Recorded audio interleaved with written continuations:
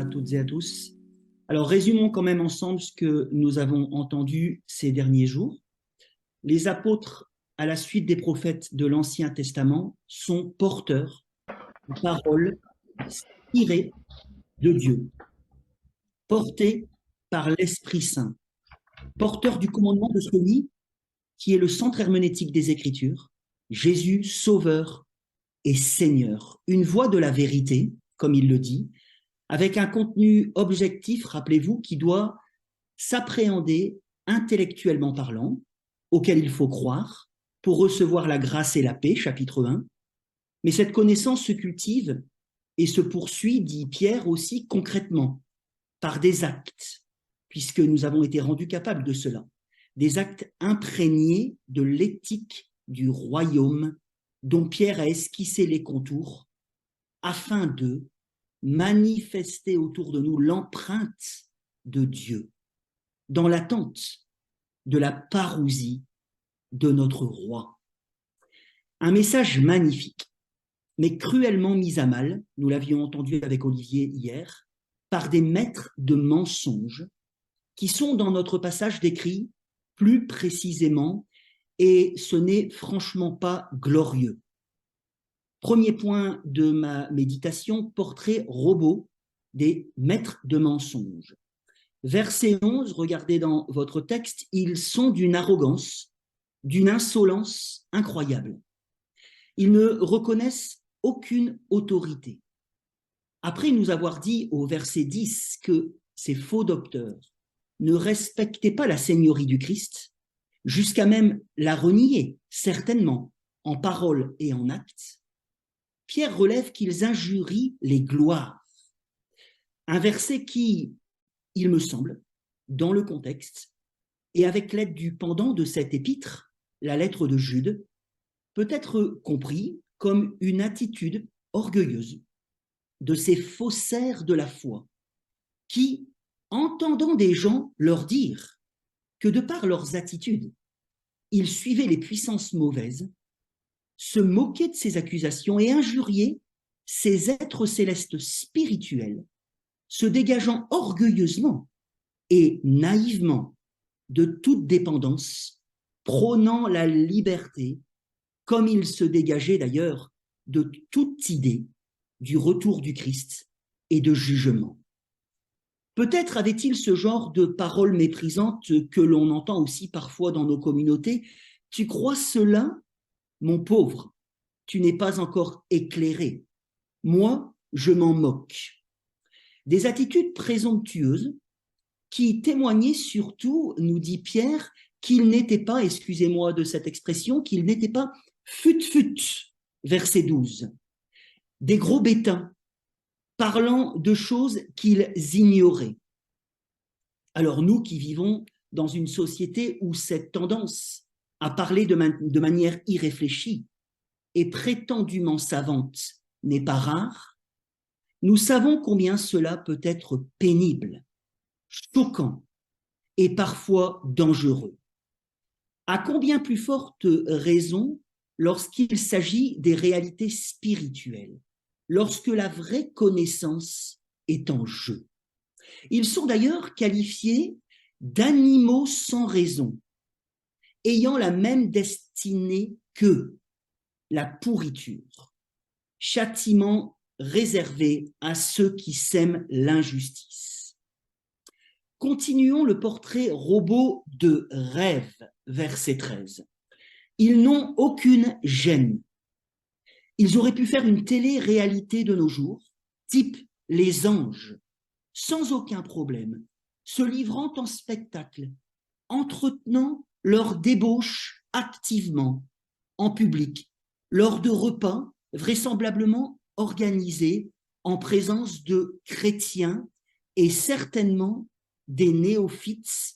Je vous invite à regarder au verset 18. Des néophytes qu'ils invitaient à leurs orgies perverses, pratiques vicieuses, puisque des jeunes croyants étaient littéralement, nous dit Pierre, appâtés par des discours flatteurs, séducteurs, agréables à la chair Et verset 19, très prometteur sur le papier, au sujet, nous le comprenons un peu plus loin, d'une liberté spirituelle, mêlant paganisme et subversion des enseignements de l'apôtre Paul, prônant notamment l'affranchissement de l'éthique sexuelle chrétienne à coup de promesses d'épanouissement de l'homme nouveau qui sentait pourtant l'homme ancien, homme nouveau dont ils pensaient témoigner par leur volupté. Des discours enseignements qui servaient finalement, nous révèle la lettre, entre autres, leur cupidité.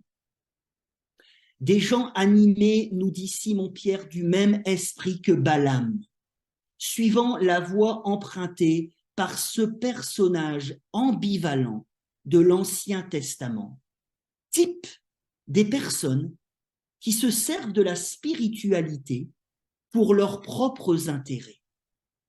Balaam, rappelez-vous, qui a faim d'écouter le Seigneur, mais qui, motivé par sa cupidité, a fait tomber le peuple de Dieu à la première occasion en le poussant à l'idolâtrie et au péché sexuel. Un homme dont l'hypocrisie fut manifestée clairement par la bonne réaction de sa bête de somme, réputée pourtant très têtue et de mauvais caractère. Bref, ces faux docteurs sont finalement comme ces matins de ce mois de juillet dans le Nord-Pas-de-Calais, où le soleil pointe son nez, ce qui nous laisse espérer, en tant que ch'timi, une belle journée ensoleillée, soleil qui disparaît pourtant rapidement et ne réapparaît jamais, faisant place à une pluie incessante.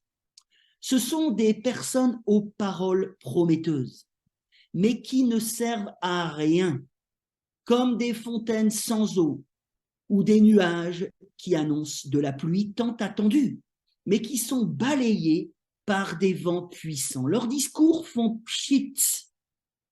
Il n'y a rien, ne contiennent aucune vérité et perdent des jeunes frères et sœurs à peine sortis du monde et de sa corruption. Une tromperie pernicieuse qui masque aux yeux de beaucoup, verset 19, leur esclavage, puisque, comme le dit l'apôtre Paul, à la suite de Jésus, je suis esclave, quoi que j'en dise, de ce à quoi j'obéis. Un esclavage mortifère, nous dit Pierre, puisque l'obscurité des ténèbres les attend. Quelle tristesse, puisqu'il s'agit de gens ayant été rendus capables de fuir, rendus capables de s'arracher des souillures, le sexe débridé, la cupidité du monde. Des personnes qui ont été au bénéfice de la transmission du saint commandement de l'Évangile, mais qui se sont laissées, verset 20, littéralement entrelacées dans des choses du monde, rendant leur condition pire que la première. Parole que l'on peut comprendre dans la perspective de celle de Jésus et de l'Épître aux Hébreux comme un lieu, une existence où le mal retrouve ses marques et pullule, surabonde. Un pire que nous comprenons également comme lié au sort de ceux qui abusent honteusement de la grâce, de la patience de Dieu, tournant le dos à celui qu'ils ont proclamé comme Seigneur et Sauveur et qui hériteront d'un châtiment à la hauteur des outrages faits à sa seigneurie. Bref, leur expérience n'a finalement servi à rien. Réalité bien mise en avant par les deux images au verset 22, proverbe biblique pour l'un, proverbe populaire pour l'autre, qui mettent finalement tous deux en avant le côté frustrant et dégoûtant de ces attitudes. Deuxième et dernier point de ma méditation, mes frères et sœurs, restons sur nos gardes. Nous sommes aussi confrontés aujourd'hui à des disciples de Balaam dans l'Église du Christ. Des personnes, et restons vigilants pour nous-mêmes, sur nos cœurs.